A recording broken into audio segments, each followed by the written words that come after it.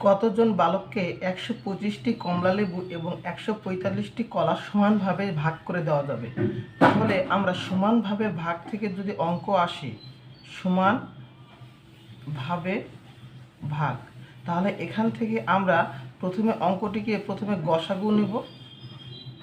প্রথমে কি করব? গসাগু করব। আর এই সমানভাবে ভাগ থেকে যদি দুইটি কথা আবার অ্যাড করা হয়, একটি হলো সর্বাধিক কতজনের মধ্যে সমানভাবে ভাগ করা যাবে, আর একটি হলো সর্বনিম্ন কতজনের মধ্যে সমানভাবে ভাগ করা যাবে। যদি সমানভাবে ভাগ কথা ডাইরেক্ট বলে দেয় তবে গসাগু করব, আর যদি বলা হয় সর্বাধিক কতজনের মধ্যে সমানভাবে ভাগ তবেও গসাগু করব, আর যদি সর্বনিম্ন কতজনের মধ্যে সমানভাবে ভাগ তবে আমরা করব লসাগু। শুধুমাত্র এই ট্রিক্সটা মনে রাখলে আমরা এই 1, 2, 3 তিনটি অঙ্ক আছে, এখানে আমরা তিনটি অঙ্ক সমাধান করতে পারবো।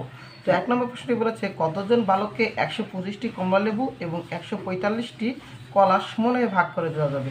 তাহলে আমরা ১৪৫ এবং ১২৫ এবং ১৪৫-এর গসাগু করলে সমাধান করতে পারবো।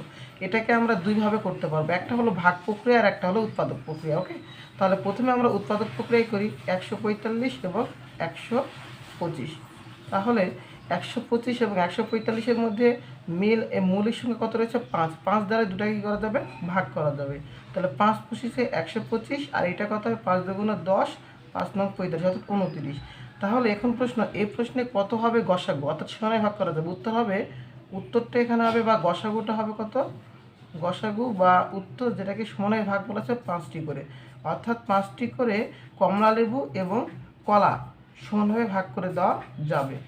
এটাকে যদি আমরা ভাগ প্রক্রিয়ায় করি তাহলে এটাকে সমাধান করতে হবে এইভাবে যে ১২৫ দ্বারা ১৪৫কে ভাগ দিতে হবে।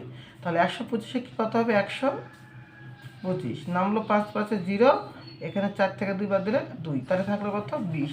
এটাকে আবার কি করব? এই সবসময় ভাগ প্রক্রিয়ায় যখন গসাগু করব ভাজকটাকে ভাজ্যর জায়গায় নিয়ে চলে আসবো, ভাজকটাকে ভাজ্যের জায়গায় নিয়ে আসবো। এরপর ৫ ২০-এ ১০০, ৫ ২১-এ ৫ ২১ না, ৫ ২০-এ ১০০, ৬ ২০-এ ১২০। ওকে, তাহলে নামলো কত? এখানে ৫। তারপর এখানে থাকলো কত? ২০। ৪ ২০-এ সরি ৪ ৪ ৫-৪ ২০, ৪ ৫-৪ ২০। তাহলে এখানে যে অঙ্কটা ভাজকে থাকবে সেটাই হবে আমাদের গসাগু, এবং এটাই হবে আমাদের সমানভাবে ভাগকৃত সংখ্যা, অর্থাৎ উত্তরটি কত হবে? ৫ হবে।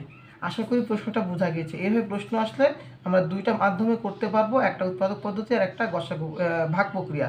আর অঙ্কটাকে মনে রাখবো যে সমানভাবে ভাগ কথা যদি বলা হয় তাহলে এই সমানভাবে ভাগ কথা বললে ডাইরেক্ট আমরা গসাগু করব, আর নয়তো যদি সর্বাধিক বলা হয় তবে গসাগু করব।